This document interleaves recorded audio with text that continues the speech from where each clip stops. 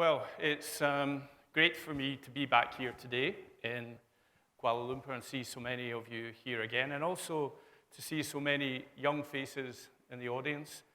And that's really what this is all about, isn't it, in terms of skills and the future. I want us to think back for a moment to when we were younger. And I think when we were younger, all of us had a childhood dream. And there was this perennial question when I was growing up is, what do you want to be when you grow up? We all got asked that question, didn't we? The answer, I think, probably depends on your age. For me, at my time when I was growing up, some careers were popular choices: train driver, astronaut, teacher, footballer, nurse, explorer. But for lots of young people in my generation, it was about being an astronaut. And it was very topical, when I was probably around 10 years old. Before that, in 1958, NASA had begun its training for the Mercury space program. And no one then had a clue what an astronaut should be. What were they looking for? What were the skills that they were looking for? And no one had a clue what they were expected to do at the beginning either. So at an entry level, astronauts, candidates, they had to be under 40, they had to be physically fit, they had to have an engineering degree, and they had to be a qualified jet pilot. Quite a list there, isn't it? But more than that, there was one thing that separated the successful astronaut candidates from those who were rejected. And that was this mythical right stuff. They had to have the right stuff, and that's how it was described at the time. And it was a set of mental and emotional characteristics. So Alan Shepard had it, John Glenn had it, Neil Armstrong had it, the right stuff. And what were the essential ingredients then of this right stuff? Well, they were flexibility, we could understand that, adaptability, initiative, leadership, critical thinking, and problem solving. So this should be ringing a bell with you now, because I believe that the right stuff is actually the skill set that we require for the industry of tomorrow, for our oil and gas industry. So we'll be celebrating the first moon landings next year. I think there's a new film out at the moment with Ryan Gosling starring in a film about Neil Armstrong. So it's topical at the moment, the right stuff. And as I said, it's what we need in our industry. The skills to ensure that the future is a success for our industry, just as 1969 was a success for the space industry. So over the next few minutes, I'll be sharing with you exactly how we go about ensuring that we have this right stuff. But first, though, let's have a think for a moment about the changing nature of traditional jobs. Train driver was another favorite. Boys of my age, when we were growing up, we wanted to. It was a career choice that we thought would be exciting. And let's just think about how the skills for that iconic job are changing. These days, the biggest trains in the world are the ones that cross the Australian outback. They're over 100 carriages long, and they carry huge cargoes of iron ore, thousands of miles from the mines to the major ports. And there isn't a train driver in sight, so unfortunately for me.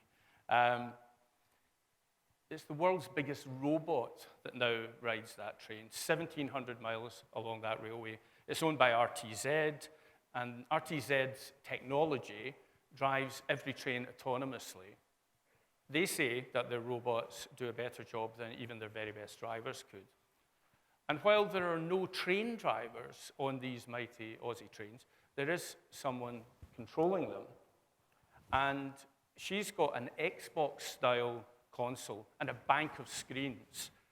And she's in a gleaming, air-conditioned office tower in Perth. So we can see it's in the nature of skills then that they eventually become obsolete. So every one of us in this room has learned a skill we don't actually need anymore. So when I was at school, we learned about mental arithmetic, 10/8, 9/8 things. I can still do that. Nobody needs to do that anymore. And even the skills we still need are becoming more of a partnership between ourselves and technology. So between artificial intelligence and humankind, parking your car is a collaboration now between you and the park assist computer. And all of this then should make us question what we mean by 21st century skills. We hear this a lot, don't we? We need to prepare our young people. They need 21st century skills. To some, that might mean something as simple as being able to connect your laptop to your computer. For others, it's how do apps work on our smartphones. But it's also about how to get Netflix on your smart TV. This kind of relationship between us and the artificial intelligence. Changing skill sets, fact of life for us as individuals. And it's even more true for the economy. Developing the right skills is vital for any country, any sector, any company that wants to remain competitive. And if you think back to the first industrial revolution then, that's when there was the introduction of primary education in the UK. So at that time, everyone was trained for this first industrial revolution. The focus was on reading, writing, and arithmetic. That's what happened then. Teachers wrote using chalk on a blackboard. Pupils copied notes into their notebooks, and they learned by rote. It was all repetition.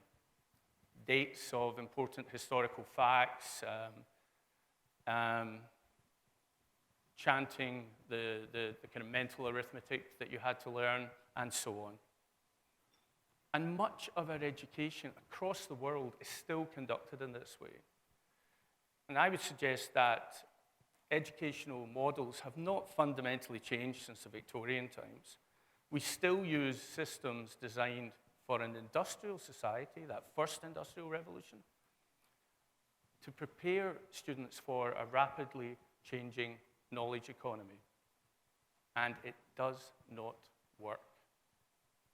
Students in some countries, they're best in the world at passing examinations in STEM, science, technology, engineering, maths, and those subjects. Their education is very Victorian, big classes, cramming, rote learning, and they're taught to the test. This is how you pass the test. And they can be terrified about thinking for themselves. Study after study shows that they're not good at critical or creative thinking. So perhaps unsurprisingly then, companies from those countries do not feature in the list of innovative or fast-growing companies. And what I'm saying here is that they've not really adapted to the changing reality. We're in an era now where we're outsourcing our memories to Apple, to Siri, Alexa, and Google. So the focus for the 21st century, I would suggest, is on a completely different set of skills. It's not so much the 3 R's, the reading, writing, arithmetic. Instead, it's the 4 C's. And those 4 C's are collaboration and teamwork, critical thinking and problem solving, creativity and imagination, and communication. So I'd like to pause for a moment and imagine if our education systems across the world, our schools, colleges, our universities, were producing people with these skills and what it would mean for our organizations. So again, collaboration and teamwork, critical thinking and problem solving, creativity and imagination, and communication. There's one country that's quite interesting, actually, Finland. Education in Finland is based on this foundation. It's highly successful vocationally and educationally. academically rather, and vocationally. And it produces happy, well-rounded young people. Studies show this. Young people ready for the 21st century of work. So those 4 C's then, these are the skills that will prepare students for jobs and technologies that don't yet exist. And we're going to hear some more later from Paul DeLeo on this. The skills they need to solve problems that we don't even know are problems yet. We need digital literacy, I think, as much as being able to read and write. Interaction and working together are increasingly important.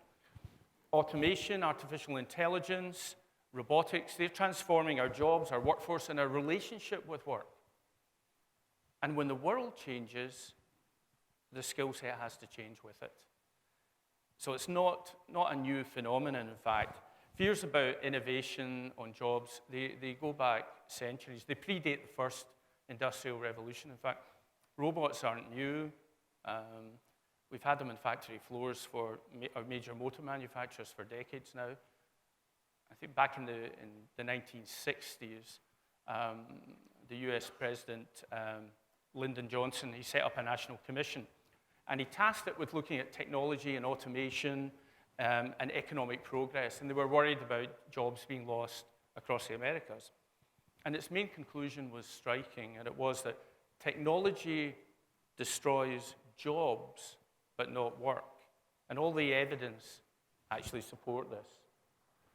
And what I'm saying really is that new technologies create many more jobs than they destroy. And lots of these jobs are in occupations that can't yet be predicted.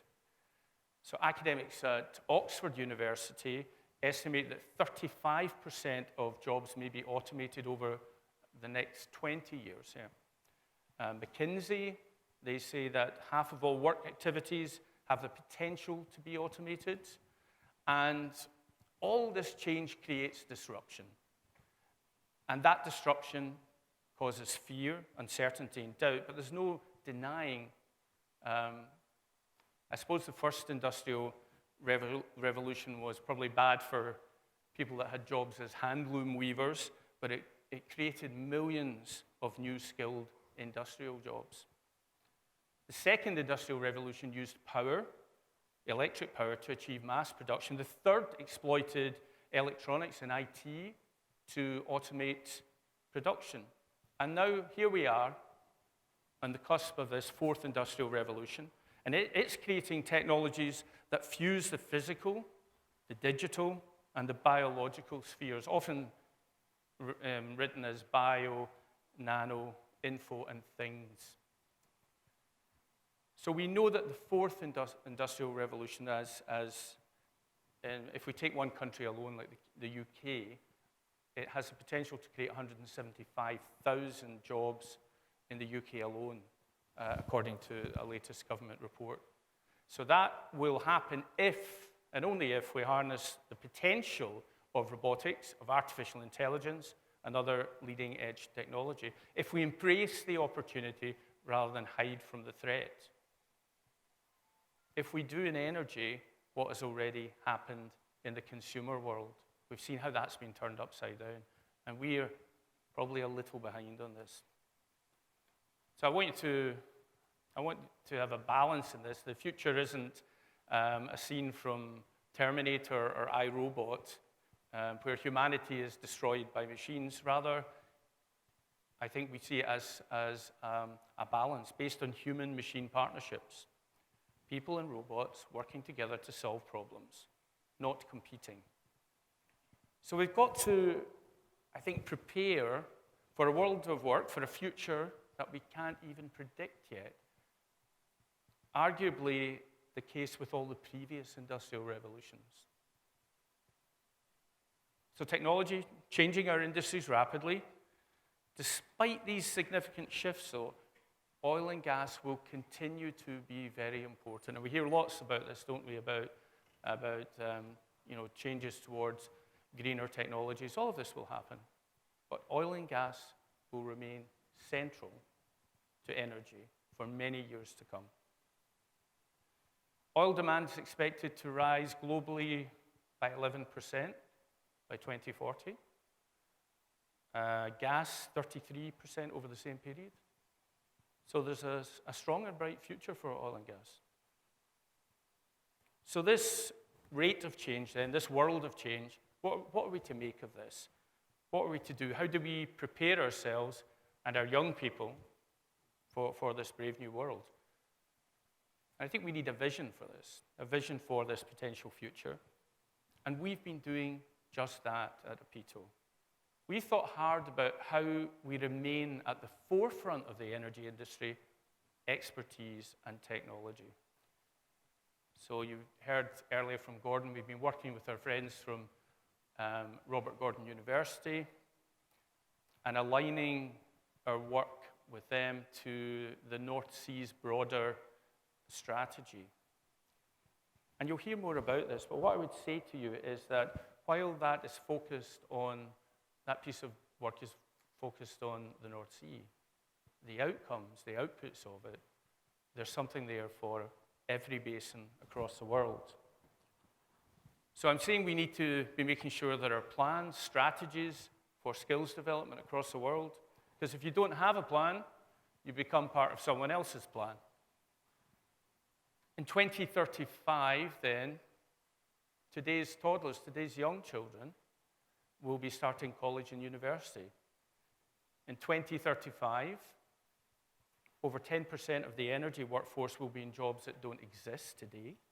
And 2035, 20% of the current oil and gas activities will be displaced by technology. The energy workforce will be smaller, but we still need to recruit hundreds of thousands of people by then. Tens of thousands of them then will be in roles that don't currently exist today. And that's how we see the future. So what do we do now to realize that future, to prepare workers for success? So I've talked about far-seeing, far-sighted strategies, skill strategy, based on the needs of tomorrow and not today. And that means an education system that's fit for purpose. So our classrooms across the world need to change, where the teacher becomes the facilitator, where young people learn to problem solve, be critical thinkers, be good communicators. An education system fit for purpose then, not a living fossil that goes back to the 19th century. Much closer collaboration between industry and trainers. New programs, new courses for the tech-enabled future. So how we deliver things will change as well, and you've seen some of that already. Upskilling and reskilling the existing workforce. It's not all about people who are coming in, it's giving the existing workforce the skills they need for the future. Embracing change, embracing those 4 C's, collaboration and teamwork, critical thinking and problem solving, creativity and imagination, and communication. Leadership, teamwork, interpersonal skills, these will be crucial. And emotional intelligence, we're already seeing that become a vital attribute. And I believe that creativity will become one of the most sought-after skills that we're looking for in young people. So no longer only be in the world of roustabouts, wildcatters, helicopter pilots, scaffolders. The new roles, virtual reality trainers, underwater drone pilots, data cleaners, haptic engineers, 3D graphic designers, robotics managers, and the list goes on. Change even in the kitchens of oil rig canteens. I saw an interesting thing on YouTube recently where in California there's a robotic cheeseburger machine, and we can see how this kind of thing we'll see in the future too. I think he's called Flippy the robot assistant. Have a look at him. So we can see the impact on the oil and gas sector already in seismic interpretation, real-time monitoring, offshore robotics, in drones, and also in predictive maintenance. AI and machine learning will accelerate the current trends in computer-related automation, requiring people to really find new skills even more quickly than has been the case in the past.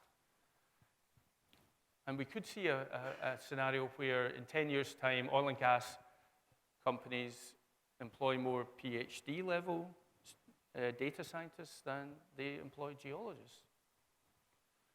So automating the dangerous and the dull frees up our specialist workforce to focus on more exciting and productive areas, but they need to be given those skills to do that, and that's really important. So forecasting, though, I know you're thinking hazardous, isn't it? It's all very well for me saying this is what the future might look like. I was looking back in preparation for this speech, looking back at what some people in the past said about the future. And in 1930, the economist John Maynard Keynes, he made a prediction that his grandchildren would be working, by this time, a 15-hour week. That would be interesting, wouldn't it? For some of us, it's still towards a 15-hour day, I'm afraid. That's not a good thing. There's something interesting he said. He was kind of wise to the dangers of forecasting, because when he was asked about the long term, he famously replied, in the long term, we're all dead. So can't look that far ahead. There was a guy, Joseph Schumpeter, and this is about 50 years ago, and he coined the phrase creative destruction. And it describes the process by which new technology destroys jobs by making them obsolete, but then creates new jobs in their wake. And I think that's one of the key points of what I'm trying to say to you this morning. So part of this process was sharing the knowledge and expertise right across the energy industry, from petroleum to renewables, and getting out of the silos. It will be about knowledge and competence transfer between industries. Boston Consulting Group, famous management consultants, they recently conducted a major study to identify the 50 most innovative companies in the world. So 50 most innovative companies in the world. How many from oil and gas in the top 50 innovative countries? You know, not a single one, not one. But there were several from manufacturing, from engineering, from motors, from electronics, and from the information and communications industry. So we need to seek to learn from those, as well as at the same time updating our own sector skill sets.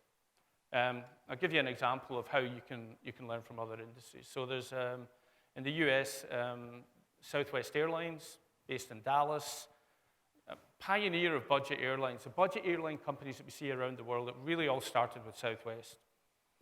Back in the 1990s, it had a problem. Most of its planes were grounded for around about 40 minutes, 40 very expensive minutes between flights. But it was already one of the fastest airlines in terms of refueling and cleaning, catering, and it had this problem. How could we reduce the time? So it could have rested on the 40 minutes, but it didn't. It could have looked at other airlines, but there weren't any that were doing it better than them. So it looked outside its own industry, and it looked for the most efficient refuelers in the world. And that was, of course, Formula One. So by using the turnaround processes of the pit crews in Formula One, it cut its refueling from 40 minutes to 12 minutes. And it saved millions of dollars in the process. And this is what I mean by us learning from other industries. So that sort of knowledge transfer, sharing of expertise is what we can use in our own industry. And there's never been a more important time to take action, I think. An opportunity for us to take control, shape the future skills we need. Delivering a positive future for our industry, for our workforce of today, workforce of tomorrow over here and around the room, to serve the gas and oil sectors and other energy sectors. This will be critical for us. With hundreds of thousands joining the workforce in the next 20 years, and with that substantial portion that I keep talking about that need to be upskilled, don't forget about them. It's not all about the future group that are coming in. So schools, colleges, training providers that are here today, universities, vocational institutes, all have a critical role to play here in future-proofing this sector. So I'm pleased to say that OPITO is playing a role in this. As a piece of work that we're doing at the moment. So if you have skills, skills for oil and gas, technical skills, yeah. There are technical skills for offshore, for onshore, technical skills for nuclear, technical skills for renewables, for wind, for wave, and so on. And there's a piece of work that Ewan Hay from OPITO is leading on, where he's bringing together experts from those sectors to say, is there a common skill set here?